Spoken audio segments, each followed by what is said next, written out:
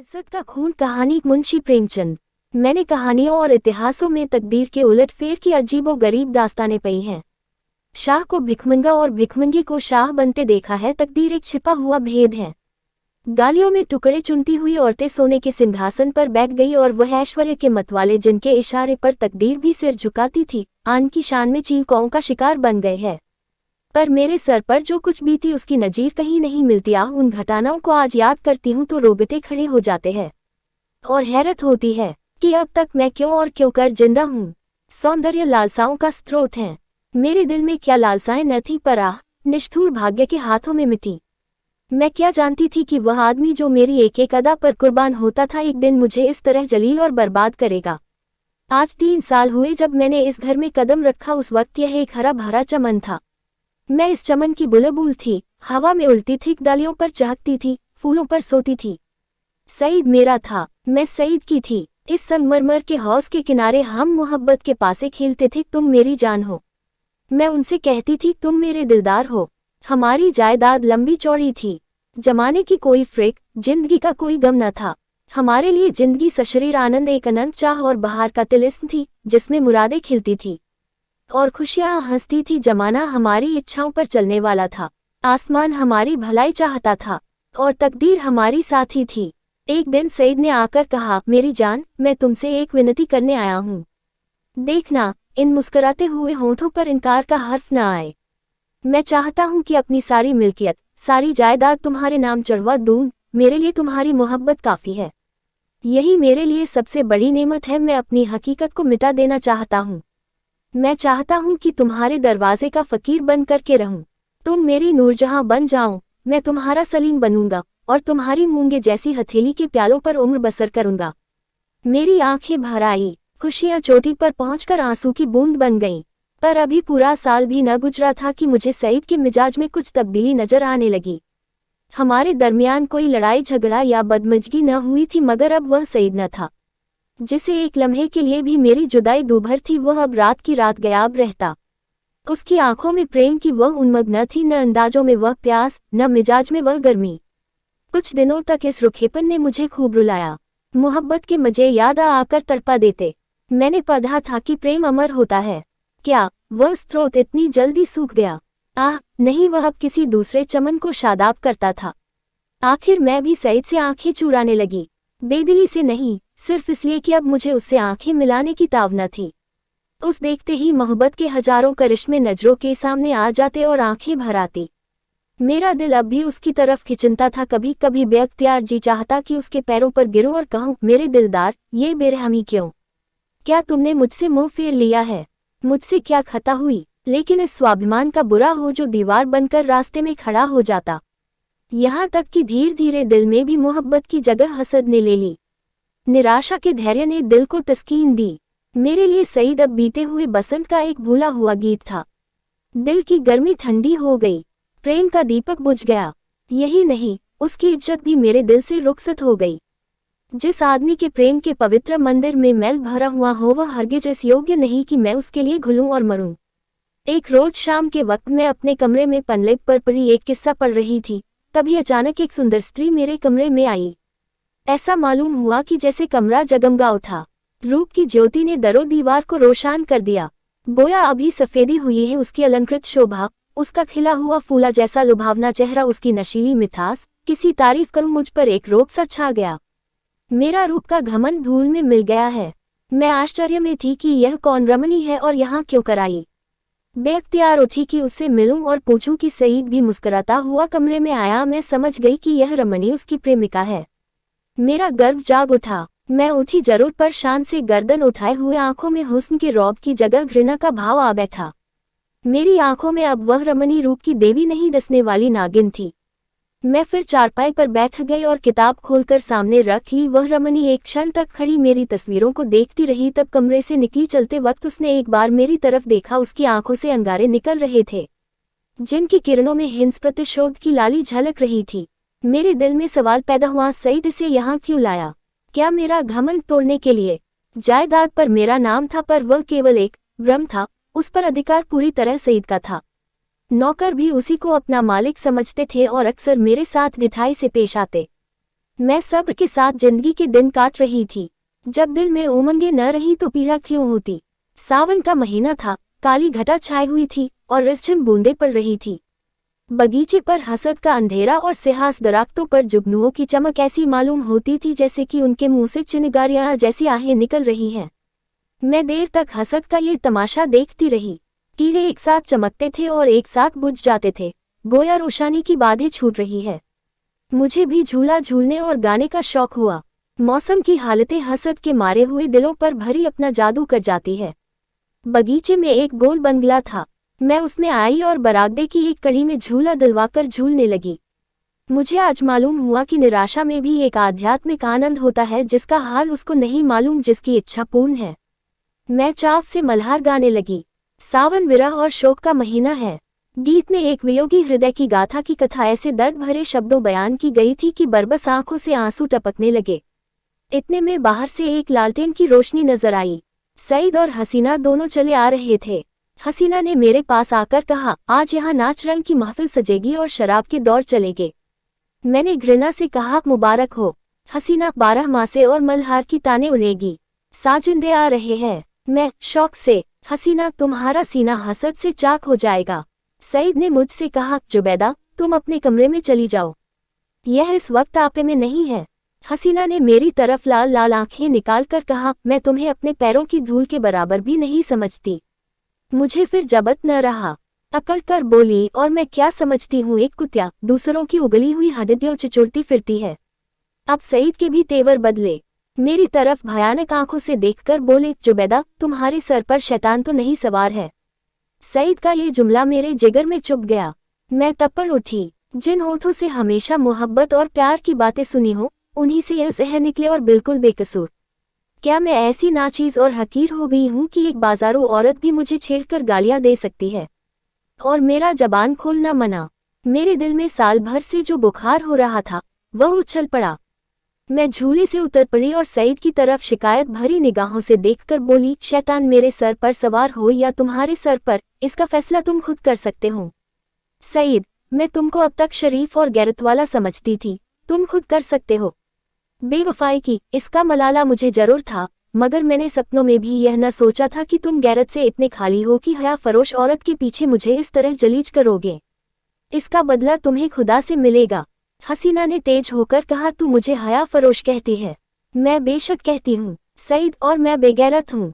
मैं बेशक बेगैरत ही नहीं, शोबदेबाज, मक्कार, पापी, सब कुछ।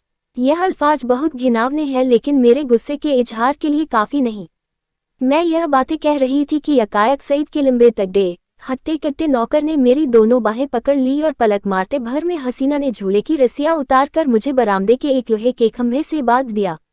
इस वक्त मेरे दिल में क्या ख्याल आ रहे थे ये याद नहीं, पर मेरी आंखों के सामने अंधेरा छा गया था। ऐसा मालूम होता था कि यह तीनों इंसान नहीं यमदूत है। गुस्से की जगह दिल में डर समा गया था। इस वक्त अगर कोई रौबी ताकत मेरे बंधनों को काट देती, मेरे हाथों में आबदार खंजर दे देती, तो भी तो जमीन पर बैठकर अपनी जिल्लत और बेकसी पर आंसू बहाने के सिवा और कुछ न कर सकती। मुझे ख्याल आता था कि शायद खुदा की तरफ से मुझ पर यह कहर नाजिल हुआ है। शायद मेरी बेनमाजी और बेदीनी की यह सजा मिल रहा है। मैं अपनी पिछली जिंदगी पर निगाह डाल रही थी कि मुझसे कौन सी गलती हुई और जिसकी यह सजा है। मुझे इस हालत में छोड़कर तीनों सूरतें कमरे में चली गईं। मैंने समझा मेरी सजा खत्म हुई, लेकिन क्या ये सब मुझे यूं ही बंधा रखेंगे? लौडिया मुझे इस हालत में देख ले तो क्या कहें? नहीं, अब मैं इस घर में रहने के काबिल ही नहीं। मैं सोच रही थी कि रस्सियां क्यों कर खा लूं, मगर अफसोस मुझे न मालूम था कि अभी तक जो मेरी गति हुई है वह आने वाली बेरहमियों का सिर्फ बयाना है। मैं अब तक न जानती थी कि वह छोटा आदमी कितना बेरहम, कितना कातिल है। मैं अपने दिल से बहस कर रही थी कि अपनी इस जिल्लत मुझ पर कहाँ तक है। अगर मैंने हसीना की उन दिल जलाने वाली बातों को जवाब न देती तो क्या ये नौबत न आती? आती और जरूर आती। वह काली नागिन मुझे डसने का इरादा करके चली थी, इसलिए उसने ऐसे दिल दुखाने वाले लहजे में ही बात शुरू की थी। मैं गुस्से में आकर उसको लान तान करूं और उसे मुझे जलील करने का बहाना मिल जाए। पानी जोर से बरसने लगा। बौछारों से मेरा सारा शरीर तर हो गया था। सामने गहरा अंधेरा था। मैं कान लगाए सुन रही थी कि अंदर क्या मिसौट हो रही है, मगर मेल की सनसनाहट के कारण आवाजें साफ न सुनाई देती थी। इतने लालटेन फिर से बरामदे में आई और तीनों उरावनी सूरतें फिर सामने आकर खड़ी हो गई। अब की उस खून परी के हाथों में एक पतली सी कमची थी। उसके तेवर देखकर मेरा खून सर्द हो गया। उसकी आंखों में एक खून पीने वाली वहशत, एक कातिल पागलपन दिखाई दे रहा था। मेरी तरफ शरारत भरी नजरों से देखकर बोली, बेगम साहबा, मैं तुम्हारी बदजबानियों का ऐसा सबक देना चाहती हूँ जो तुम्हें सारी उम्र याद रहे। और मेरे गुरु ने बतलाया है कि कमची से ज्यादा देर तक ठहरने वाला और कोई सबक नहीं होता। ये कहकर उस जालिम ने मेरी पीठ पर एक कमची जोर से मारी। मैं तिलमिया गई। मालूम हुआ कि किसी ने पीठ पर आग की चिरगारी रख दी। मुझे से जबत न हो सका। माँ बाप ने कभी फूल की छड़ी से भीन मारा था। जोर से चीखे मार मार कर रोने लगी। स्वाभिमान, लज्जा सब लुप्त हो गई।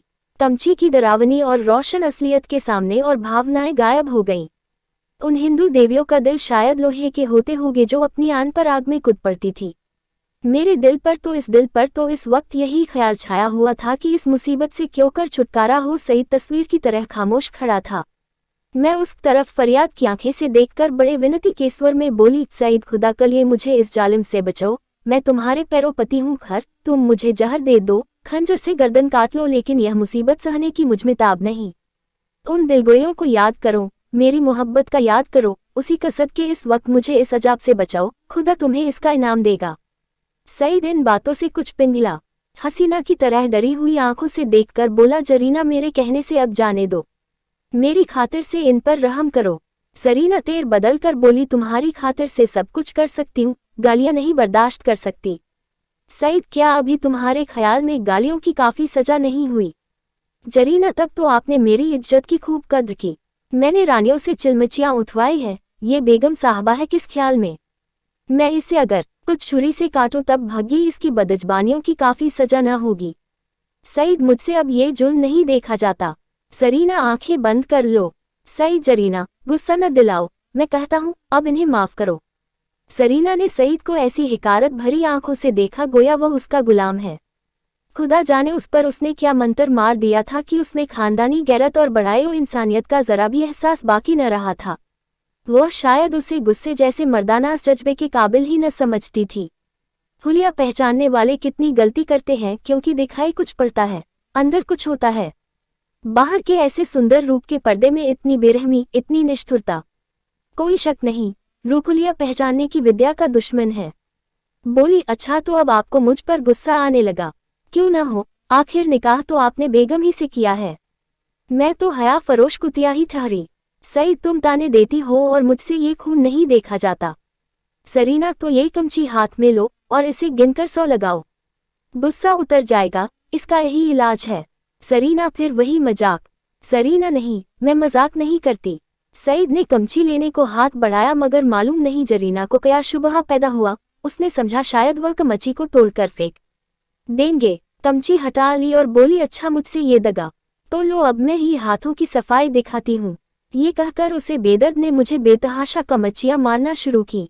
मैं दर्द से ऐंठ ऐंठ कर चीख रही थी। उसके पैरों पड़ती थी, मिन्नतें करती थी, अपने किए पर शर्मिंदा थी, दुआएं देती थी, पीर और पैगंबर का वास्ता देती थी, पर उस कातिल को जरा भी रहम न आता था। सईद काठ के पुतले की तरह दर्दो सितम का ये नजारा आंखों से देख रहा था और उसको जोश न आता था। शायद मेरा बड़े से बड़े दुश्मन भी मेरे रोने धोने पर तरस खाता। मेरी पीठ छिलकर लहू लुहान हो गई, जख्म पड़ते थे, हर एक चोट आग के शोले की तरह बदन पर लगती थी।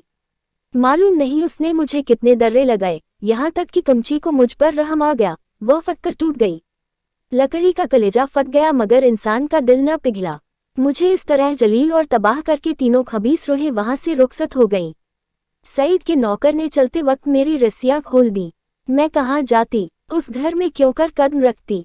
मेरा सारा जिस्म नासूर हो रहा था, लेकिन दिल न के फफोले उससे कहीं ज्यादा जानलेवा थे। सारा दिल फफोलों से भर उठा था। अच्छी भावनाओं के लिए भी जगह बाकी न रही थी। उस वक्त मैं किसी अंधे को कुएं में गिरते देखती तो मुझे हंसी आती, किसी यतीम का दर्दनाक रोना सुनती तो उसका मुंह चिढ़ाती। दिल की हालत में एक जबरदस्त इनकलाब हो गया था। मुझे गुस्सा न था, गम न था, मौत की आरजू न थी, यहाँ तक कि बदला लेने की भावना न थी। उस इंतहाई जिल्लत ने बदला लेने की इच्छा को भी खत्म कर दिया था। हालांकि मैं चाहती तो कानूनन सईद को शिकंजे में ला सकती थी, उसे दाने दाने के लिए तरसा सकती थी, लेकिन ये बेइज्जती, ये ब्याबरुई, यह पामाली बदले के ख्याल के दायरे से बाहर थी। बस सिर्फ एक चेतना बाकी थी और वह अपमान की चेतना थी। मैं हमेशा के लिए जलील हो गई। क्या ये दाग किसी तरह मिट सकता था? हरगिज नहीं। हाँ, वह छिपाया जा सकता था और उसकी एक ही सूरत थी कि जिल्लत के काले गड्ढे में गिर पड़ूं ताकि सारे कपड़ों की स्याही इस स्याह दाग को छिपा दे। क्या इस घर से बियाबान अच्छा नहीं जिसके पेंडे में एक बड़ा छेद हो गया हो? इस हालत में यही दलील मुझ पर छा गई। मैंने अपनी तबाही को और भी मुकम्मल, अपनी जिल्लत को और भी गहरा, आने काले चेहरे को और भी काला करने का पक्का इरादा कर लिया। रात भर मैं वहीं पड़ी, कभी दर्द से कराहती और कभी इन्हीं ख्यालात में उलझती रही। ये घातक इरादा हर क्षण मजबूत से और भी मजबूत होता जाता था। घर में किसी ने मेरी खबर न ली और फत्ते ही मैं बागीचे से बाहर निकल आई। मालूम नहीं मेरी लाज शर्म कहाँ गायब हो गई थी। जो शख्स समुंदर में गोते खा चुका हो उसे ताले तलैयों का क्या डर। मैं जो दरो दीवार से शर्माती थी, इस वक्त शहर की गलियों में बेधड़क चली जा रही थी। चोर कहाँ? वहीं जहाँ जिल्लत की कद्र है, जहाँ किसी पर कोई हंसने वाला नहीं, जहाँ बदनामी का बाजार सजा हुआ है, जहाँ हया बिकती है और शर्म लुटती है। इसके तीसरे दिन रूप की मंडी के एक अच्छे हिस्से में एक ऊंचे कोठे पर बैठी हुई मैं उस मंडी की सैर कर रही थी। शाम का वक्त था। नीचे सड़क पर आदमियों की ऐसी भीड़ थी कि कंधे से कंधा छिलता था। आज सावन का मेला था। लोग साफ सुथरे कपड़े पहने कतार की कतार दरिया की तरफ जा रहे थे। हमारे बाजार की बेशकीमती जिन्स भी आज नदी के किनारे सजी हुई थी। कहीं हसीनों के झूले थे, कहीं सावन की मीत, लेकिन मुझे इस बाजार की सैर दरिया के किनारे से ज्यादा पुरलूट मालूम होती थी। ऐसा मालूम होता है कि शहर की और सब सड़कें बंद हो गई हैं, सिर्फ यही तंग गली खुली हुई है और सबकी निगाहें कोठों ही की तरफ लगी थी। गोया वह जमीन पर नहीं चल रहे हैं, हवा में उड़ना चाहते हैं। हाँ, पढ़े लिखे लोगों को मैंने इतना बेधड़क नहीं पाया। वह भी घूरते थे मगर कनखियों से। अधेड़ उम्र के लोग सबसे ज्यादा बेधड़क मालूम होते थे। शायद उनकी मंशा जवानी के जोश को जाहिर करना था। बाजार क्या था, एक लंबा चौड़ा थिएटर था। लोग हंसी दिल्लगी करते थे, लुत्फ उठाने के लिए नहीं, हसीनों को सुनाने के लिए। मुंह दूसरी तरफ था, निगाह किसी दूसरी तरफ। बस भांडों और नक्कालों की मजलिस थी। यकायक सईद की फिंटन नजर आई। मैं रोज पर कई बार सैर कर चुकी थी। सईद अच्छे कपड़े पहने अकड़ा हुआ बैठा था। ऐसा सजिला बाका जवान सारे शहर में न था। चेहरे मोहरे से मर्दानापन बरसता था। उसकी आंख एक बारे मेरे कोठे की तरफ उठी और नीचे झुक गई। उसके चेहरे पर मुर्दनी सी छा गई, जैसे किसी जहरीले सांप ने काट खाया हो। उसने कोचवान से कुछ कहा, दम के दम में फिटन हवा हो गई। इस वक्त उसे देखकर मुझे जो द्वेषपूर्ण प्रसन्नता हुई, उसके सामने उस जानलेवा दर्द की कोई हकीकत न थी। मैंने जलील होकर उसे जलील कर दिया। यह कतार कमचियों से कहीं ज्यादा तेज थी। उसकी हिम्मत न थी कि अब मुझसे आंख मिला सके। नहीं, मैंने उसे हरा दिया, उसे उम्र भर के दिले कैद में डाल दिया।